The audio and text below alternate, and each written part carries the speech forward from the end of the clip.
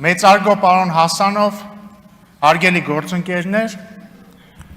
շնորհակալ եմ քննարկման համար։ Հնչեցին տարբեր հարցադրումներ, որոնք ենթադրում են իմ կողմից մեկնաբանություն, ես դրանց կանրադառնամ, հետո կանրադառնամ ընդհանուր քննարկմանը եւ իմ հետևություններին դրանից։ Եվ այսպես սկսենք Հայաստան խմբակցության մեր գործընկերներից։ Եթե ես ճիշտ եմ հասկանում, պարոն Մեսրոպ Մանուկյանը ինձ մեղադրեց նրա մեջ, որ իմ աները աշխատում է ազգային ժողովում։ Ես ուզում եմ պարոն Մանուկյանին տեղեկացնել, որ նա սխալվում է, իմ աները չի աշխատում ազգային ժողովում։ Ասեմ ավելին, երբ որ իմ աները աշխատում էր ազգային ժողովում, նա իմ աները չէր։ Իսկ երբ որ իմ աներն էր, էլ չէր աշխատում ազգային ժողովում։ Հետևաբար պարզ սիլոգիզմից հետևում է, որ իմ աներ լինելու ընթացքում իմ աները երբևիցե չի աշխատել ազգային ժողովում։ Բայց գիտեք ով է աշխատել եւ աշխատում ազգային ժողովում։ Ձեր կինը, պարոն Մանուկյան։ Եվ ընդ որում սա շատ հետաքրքիր, ընդ որում ես շատ ուրախ եմ, որ ձեր կինը աշխատում ազգային ժողովում եւ նա շարունակելու է աշխատել ազգային ժողովում, նույնիսկ եթե ես կարծում եմ, որ դուք եկաք եւ ինձ զրպարտեցիք այս բարձր ամբիոնից, բայց դա կարևոր չի։ Ձեր կինն է եւ դուք էլ դուք եք։ Բայց համաձայնեք ինչ որ, ինչ ասեմ, հետևողականության մի փոքր պակաս կա ձեր խոսքերում։ Եվ համաձայնեք, որ նաև այդ թվում այն ժամանակ, երբ որ ձեր խմբակցության պատգամավորները մեզ մեղադրում են բռնաճնշումների մեջ, այդտեղ էլ անհետևողականություն կա, որտեղ այդ նույն ընթացքում, օրինակ ձեր կինը կամ ձեր ցուցակում ներառված Էլինար Վարդանյանի հարազատ քույրը աշխատել եւ աշխատում են ազգային ժողովում։ Ահա այսպիսի բռնաճնշումներ։ Հաջորդը, պարոն Մանուկյանը եւ տիկին Գրիգորյանը ինձ մեղադրում են նրա մեջ, որ իմ եղբայրը աշխատում է առևտրային բանկում։ Ես նրանց ավելի աբսուրդային մեղադրանք կյանքումս լսած չկամ։ Իրավիճակը հետևյալն է, իմ եղբայրը Լևոն Ռուբինյանը, ում ուզում եմ ողջունել այս ամբիոնից, ինքը վստահաբար չի հետևում, բայց հետո կտեսնի երևի, 2007 թվականից, այսինքն արդեն 19 տարի աշխատում է բանկային համակարգում։ Իմ եղբայրը 2007 թվին էր աշխատում բանկում, 2008 թվին, երբ որ ասում է, որ ԱԱԾ-ից եկան մեր տուն, հորս հրավիրեցին ԱԱԾ 3 ամիս հետ չեկավ։ Այդ ժամանակ, երբ որ պարոն Քոչարյանի հայրը նախագահ էր, պարոն Կարապետյանի հայրը ՀԿ խմբակցության ղեկավար էր, այդ ժամանակ էլ իմ եղբայրը բանկում էր աշխատում։ Մասնագետ, ոնց էր կոչվում, մասնագետ էր։ Բանկային մասնագետ էր 2007 թվականին։ Իմ եղբայրը շարունակում էր աշխատել բանկում 2009 թվականին, 2010 թվականին, 2011 թվականին։ Սերժ Սարգսյանի ամբողջ նախագահության օրոք, երբ որ պարոն Մեսրոպ Մանուկյանը ՀԿ խմբակցության պատգամավոր եւ գեներալ Մանվել Գրիգորյանի օգնականն էր, այդ ժամանակ իմ եղբայրը շարունակում էր աշխատել բանկում։ Եթե բանկն էլ հետաքրքիր ասեմ, գովազ չլինի, բայց Ինեկո բանկում էր աշխատում։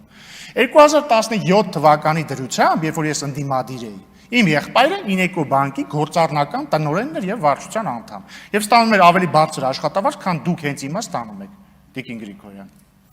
Հուսով եմ կբարձրանա ձեր աշխատավարձը, բայց երևի էլի չի հասնի այն ժամանակվա իր աշխատավարձին։ 2017 թվականին, կրկնում եմ, հեղափոխության նախօրեին իմ եղբայրը աշխատում էր Ինեկո բանկի գործառնական տնօրեն եւ շարունակել է աշխատել Ինեկո բանկում մինչեւ 2025 թվականը։ Այդ ընթացքում չի հիմնադրել ոչ մի բիզնես, չի ներառվել որևէ բիզնեսում, շարունակել է աշխատել նույն իր աշխատավայրում, որտեղ աշխատել է 2007 թվականից եւ ամենավերջում զբաղեցնում էր Ինեկո բանկի մանրածախ բիզնեսի տնօրենի պաշտոնը եւ նաեւ վարչության անդամ էր։ Հետո 2025 թվականին մի բանկից տեղափոխվել է մեկ այլ բանկ, որտեղ իդեպ շարունակում է մի խանգարեք ինձ։ Որտեղ իդեպ շարունակում է զբաղեցնել նույն պաշտոնը ներողություն չէ, մանրածախ բիզնեսի տնօրեն եւ վարչության փոխնախագահ։ Հիմա մեղադրանքն ինչու՞մ է, որ իմ եղբայրը աշխատել, մի բանկում աշխատել, հետո գնացել է մյուս բանկ աշխատել, մեղադրանքներն է, որ ահա այն մյուս բանկում եթե 25% մասնակցություն ունի պետությունը, ուրեմն շարի բախում կա, որտեղ բացատրեք ինձ։ Հաջորդը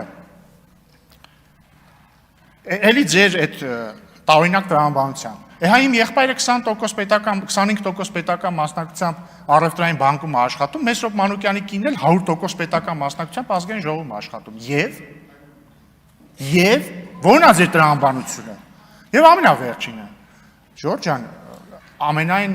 հարգանքով չեմ ուզում ձեզ վիրավորել ոչ մի կերպ, բայց ամոթնել է էլի լավ բան։ Ձեր խմբակցության առաջնորդը եւ իր ընտանիքը իրանցից դատախազությունը պահանջում է որպես ապօրինի գույք բռնագանձել $200 միլիոն։ Պարոն Քոչարյանը, Ռոբերտ Քոչարյանի որդի Լևոն Քոչարյանը, եթե չեմ սխալվում, 21 տարեկանում միլիոնատեր ա եղել։ Եթե սխալվում եմ կներեք։ Բայց գիտեմ որ երիտասարդ տարիքում միլիոնատեր ա եղել։ Քավլիցի ուրախ եմ ձեզ համար։ Բայց միշտ անդրամաբանական է, էլի որ եկեք գալիս ասում եք պարոն Ռուբինյան, ինչա ձեր եղբայրը աշխատում բանկում։ Լավ է, այ քեզի բան։ Ընդ որում այդ որ ասում եք հենց պետական մասնակցություն մտավ սկսեց աշխատել, սխալ եք ասում։ Ամյո բանկում պետական մասնակցությունը սկսել է 2022 թվականին, եղբայրս Ամյո բանկում աշխատում է 2025 թվականից։ Այսքանը ձեր խմբակցության մասին համոռացա, Տիկին Գրիգորյան, գիտեք ինչի չի մասնակցելու ձեր խմբակցությունը քվեարկությանը, որտեղ դուք վստահ չեք, որ քվեարկության ընթացքում չի պարզվի, որ ձեր падգամավորներից մի քանիսը ինձ են քվեարկելու, այդ թվում դուք։ Հիմա անցնելով Հարգարժան ուժեղ Հայաստան խմբակցությանը։ Տիկին Ղարամանյան, ես ցավում եմ, որ իրոք այդ կեղծ լուրը կրկնում եք կամ գուցե տարընթերցման կարծիք կա, ներողություն էլի։ Այն ընթացքում, երբ որ դուք այս ամբիոնից ինձ ասում եք, որ ես լրագրողների համար նոր սահմանափակումներ եմ մտցրել, ես վրացի նայեցի մեր սիրելի լրագրողներին, բոլորը ասում էին sense, չէ, որովհետև եթե դուք ուշադիր զբոսնեք ազգային ժողովի տարածքով, բոլոր տեղերում կտեսնեք լրագրողներ։ Որևէ նոր սահմանափակում, որևէ չի մտցվել եւ չի մտցվելու։ Հաջորդը պարոն Ֆարմանյանն էր թերևս, ասում էր, ինչու եմ ես օգտագործում Կալուգա քաղաքի անվանումը եւ ինչու եմ օգտագործում օլիգարխ եզրույթը։ Սկսեմ Կալուգա քաղաքից։ Ես փաստ եմ արձանագրում, ես որևէ վիրավորելու որևէ միտում երբևիցե չեմ ունեցել եւ չեմ էլ ունենալու։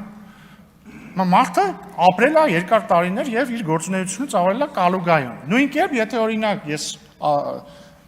ձեր կամոք եւ ձեր կամոք ընտրվեմ ազգային ժողովի նախագահ, եթե ինձ ասեք, օրինակ, չգիտեմ, երրորդ մասցի ազգային ժողովի նախագահ, ես բացարձակ չեմ վիրավորվի դրանից, ասեմ ավելին, իմ հարազատ երրորդ մասցիները իրենց շատ լավ կզգան դրանից։ Դրանց մի մաս ամենայն դեպս։ Ուսման վայրով սխալ կլինի, որովհետեւ օրինակ, եթե ինձ ասեք Լոնդոնցի ազգային ժողովի նախագահ, դա փաստական սխալ կպարունակի, որովհետեւ ես Լոնդոնում ապրել եմ 1 տարի, Լոնդոնում չեմ կայացել որպես բիզնեսմեն, էլ ինչ ասեմ, իմ շահերի կենտրոնը Լոնդոնում չի, գրանցումս Լոնդոնում չի, Լոնդոնում անձնագրային գործ չունեմ, որի մեջ գրված է բան մի 6-ի մամուլի կենտրոն։ Նույնն է Լեհաստանում իդեպ։ Հաջորդը հարգելի գործընկերներ, օլիգարխի վերաբերյալ։ Պարոն Ֆարմանյան ճիշտ է ասում, օլիգարխ բառի սահմանումներն է մարդ, որը ազդեցություն ունի պետական համակարգի վրա։ Սամվել Կարապետյանի եղբայրը երկար տարիներ եղել է ՀԿ խմբակցության ղեկավար, ՀԿ падգամավոր, Սերժ Սարգսյանի աշխատակազմի ղեկավար, հիմա էլ Սամվել Կարապետյանի գլխավորած կուսակցության խմբակցությունը ազգային ժողովում, որը նույնպես պետական համակարգի անբաժանելի մաս է, իդեպ հարգելի գործընկերներ, եթե չգիտեք, ասեմ, դուք բոլորդ իշխանություն եք։ Այսինքն դուք օրենսդիր իշխանության մաս եք, դուք ընդդիմադիր եք իշխողուժին, բայց դուք իշխանություն եք օրենսդիր, դրա մի մասն եք։ Եվ հետեւաբար դա լրիվ մտնում է օլիգարխ սահմանման տակ։ Կրկին ես որևէ վիրավորելու միտում չունեմ։ Ես պետք է ասեմ նաև, որ ողջունում եմ Տիկին Արեգա Հովսեփյանի Ղարաբաղի բարբառով արված հետևյալ հայտարարության հետևյալ մասը, որ մենք հայրենիքում ենք։ Միանշանակ ողջունում եմ եւ ես ուզում եմ, որ մեր Ղարաբաղցի քույրերն ու եղբայրները, այդ թվում Տիկին Հովսեփյանը, իմանան, որ իրենց հայրենիքում են, դուք միանշանակ ձեր հայրենիքում եք, եւ ես երբ որ ասում եմ, որ ես ամեն ինչ կանեմ, որ իմ եւ ձեր երեխաները չտեսնեն երբևէ պատերազմ, ես այդ թվում նկատի ունեմ մեր սիրելի Ղարաբաղցի քույրերին ու եղբայրներին, որոնք այս 30 տարիների ընթացքում ավելի քան են տեսել այդ պատերազմը եւ էլ պետք չի տեսնեն։ Եվ իդեպ նաեւ միանշանակ կիսում եմ Տիկին Հովսեփյան ձեր ասածն առայն, որ ձեր որդիները ոչնչով առավել չեն մյուսներից, իմ որդին էլ ոչնչով առավել չի եւ ես ինչ եմ ասում, որ ես պետք է ամեն ինչ անեմ, որ ինքը պատերազմ չտեսնի։ Որտեւ ես գիտեմ, որ երբ որ ժամանակը գա, ոնց որ ես եւ իմ եղբայրը չենք խուսափել բանակում ծառայելուց, նենց էլ իմ որդին չի խուսափելու, ինքը այլ երկրի քաղաքացիություն չի ստանալու։ Ամենայն դեպս քանի դեռ չափահաս չի, ես չեմ գրանցելու իրան ուրիշ տեղ, ես չեմ արտագաղթելու իր հետ, էլ ինչ ասեմ, ինքը Փառք Աստծո առողջ է, հուսով եմ առողջ էլ կմնա։ Եվ եթե պատերազմ լինի, Աստված չանի։ Ինքը ոչ մեկից առավել չի լինելու։ Եվ ոչ ոք ոչ մեկից առավել չի լինելու։ Բայց կրկնում եմ, ես ամեն ինչ անելու եմ, որ այս հարցը չկանգնի ընդհանրապես։ Հա, պարոն Կարապետյան, հետաքրքիր բան եք ասում եք, ես չեմ ուզում, որ Ադանան քեբաբով ճանաչեն, որովհետև Ադանան իմ հայրենիքն է։ Նախ մի քիչ սխալ եք ասում, ոչ թե Ադանան են քեբաբով ճանաչում, այլ քեբաբն են Ադանայով ճանաչում, այդ թվում այն ժամանակներից, երբ որ Ադանայում հայեր էին ապրում։ Երկրորդը, բայց տարօրինակ է, Տաշիրն էլ է ձեր հայրենիքը, բայց դա ձեզ չի խանգարել Տաշիր պիցան անվանել Տաշիր պիցա։ Սա ինչի համար ասեցի։ Իրական ինչ որ ես հիմա ասեցի, ինչ ասեմ, շատ ցածր մակարդակի բան էր, բայց ես ուղղակի ստիպված եմ անալոգիա բերել եւ ես կարծում եմ ընդհանրապես դուք բոլոր ձեր մի մասը, այսինքն նոր падգամավորներ եք, խնդրում եմ, իմ հայրենիք Հայաստանի Հանրապետությունն է միակը իդեպ։ Ներողություն, խնդրում եմ մի ընդհատեք։ Ես ձեզ լսել եմ առանց ընդհատելու։ Ընդ որում հարգելի գործընկերներ, ձեզ շատերը երիտասարդ են կամ նոր падգամավոր են, կարևոր է, ես օրինակ կիսվեմ մի բանով։ Ես միշտ ինչ-որ բան որ ասում եմ, սկզբից ինքս մեծ անալիզ եմ անում։ Այս բանը որ ասում եմ, կարող է ես այդ նույնն եմ արել ժամանակին։ Եվ եթե մտածում եմ կարող է տես մեկնաբանի, չեմ ասում։ Հիմա սա ինչ եմ ասում։ Պարոն Գառնիկ Դավթյանի առաջին հարցը ուղղված ինձ, թե արդյոք ես թուրք տեսել եմ Ստամբուլում, քննարկումների առիթ դարձավ եւ մեր падգամավորները անդրադարձան, տեսա համացանցում է քննարկվում։ Ես ուզում եմ հարգելի գործընկերներ, բոլորիդ կոչ անել ներողամիտ գտնվել, որովհետեւ պարոն Գառնիկ Դավթյանը երիտասարդ падգամավոր է, նոր падգամավոր է, իր քաղաքական կարիերան իր արժևում է եւ ոչինչ։ Նորմալ է, ես որևէ խնդիր չեմ տեսնում այդ հարցի մեջ։ Ուղղակի պարոն Դավթյան, sense մի հատ ռուսերենում խոսք ասում է, главное в ходе следствия не выйти на самого себя։ Հիմա արդյունքը պարզվեց, որ դուք մասնակցել եք հայ-ադրբեջանական երիտասարդական ինչ-որ հանդիպման, հերիք չի տեսել եք ադրբեջանցի, մի հատ էլ շփվել եք հետները։ Ու ես ուզում եմ ձեզ ասեմ, որ դրա մեջ ոչ մի վատ բան չկա, պարոն Դավթյանի։ Եվ ձեզ խնդրում եմ, տեսա լրագրողները հարցնում էին, դուք արդարանում եք, պետք չի արդարանալ։ Լավ եք արել։ Դուք որևէ հանցակ չեք գործել, դուք ադրբեջանագետ եք, դուք ուզեցել եք ծանոթանալ Ադրբեջանի հետ որպես պետություն, իրանց հանրության հետ, իմանալ իրանք ինչ են մտածում, դուք որևէ հանցակ չեք գործել։ Եվ նորմալ է, մի արդարացեք դրա համար։ Բայց ամեն դեպքում, խնդրում եմ, ամեն դեպքում վերհիշեք այդ ադրբեջանցիների կանտովքեն ինչ ձև էր, որտեղ մարդ ես, կարող է պարոն Շիրազ Մանուկյանը հարցնի, կարողանաք պատասխանել։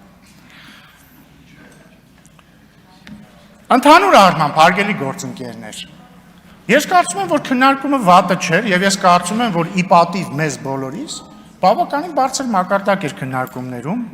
այսինքն առաջին երկրորդ օրն է եւ այս նիստերի նկարահանումների ժամանակ ոչ մի падգամավոր դեռ չի տուժել եւ դա ողջունելի է։ Եվ բայց պետք է ասեմ, որ եղել են բացառություններ։ Օրինակ, երբ որ ես ասում եմ, չէ, ֆունդամենտալ խնդրեմը ո՞րն է ցածր որակի խորհրդարանական։ Ես ասում եմ, ֆունդամենտալ խնդրեմը ըստ իսենա, որ ընդդիմությունը չի ընդունում ընտրությունների արդյունքները կամ չի ընդունում ժողովրդի ընտրությունը։ Հիմա տարօրինակ զուգադիպությամբ, պարոն Կարապետյան, ձեր խմբակցության անդամներից մեկը, նույն այն անդամը, որը 2018 թվականի Թավշյա հեղափոխությունը անվանում էր թուրք-ադրբեջանական, էլ եկավ այս ամբիոնից, ասաց, որ Հայաստանում կառավարության ղեկավարին Ադրբեջանն է նշանակել, ազգային ժողովի ղեկավարին էլ ուզում է Թուրքիան նշանակի։ Հասկանում եք, սա իմ հանդեպ չի, վիրավորանք։ Սա վիրավորանք է այն 720,000 քաղաքացիների հանդեպ, որոնք քվեարկել են քաղաքացիական պայմանագրին եւ հետեւաբար մանդատ են տվել քաղաքացիական պայմանագրին նշանակել վարչապետ եւ ընտրել ազգային ժողովի նախագահ։ Եվ հիմա ուզում եմ օրինակով ցույց տամ, էլի, ոնց է սա բերում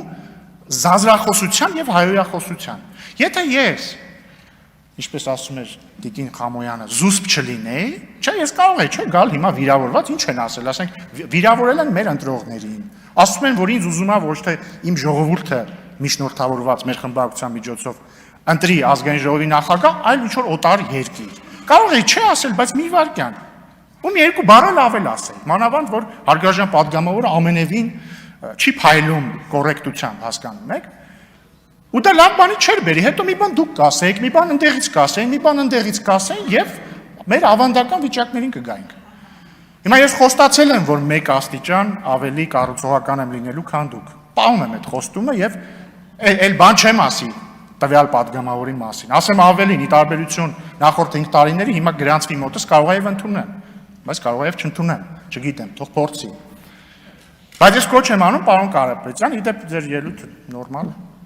այսինքն ելույթերը շատ մի մասերի հետ համաձայն չէի, բայց ոչի իմաստով ես կարծում եմ, ես համարում եմ, որ դուք ընդունել եք իմ առաջարկը եւ համարում եմ, որ Տիկին Գրիգորյանն էլ է ընդունել իմ առաջարկը բարեկիրթ լինելու։ Իդեպ Տիկին Գրիգորյան, ես չեմ առաջարկել «Ребята, давайте жить дружно», ես առաջարկել եմ լինել «Ребята, давайте быть բարեկիրթ»։ Ուզում եմ շնորհակալություն հայտնել սիրելի գործընկերներ, կրկին ուզում եմ շնորհակալություն հայտնել քաղաքացիական պայմանագիր քննարկությանը իմ տեխնացությունն առաջադրելու համար եւ շնորհակալություն հայտնել մեր սիրելի ժողովրդին, շնորհակալություն հայտնել քաղաքացիական պայմանագրին քվեարկած ժողովրդին, շնորհակալություն հայտնել քաղաքացիական պայմանագրին չքվեարկած ժողովրդին։ Շնորհակալություն։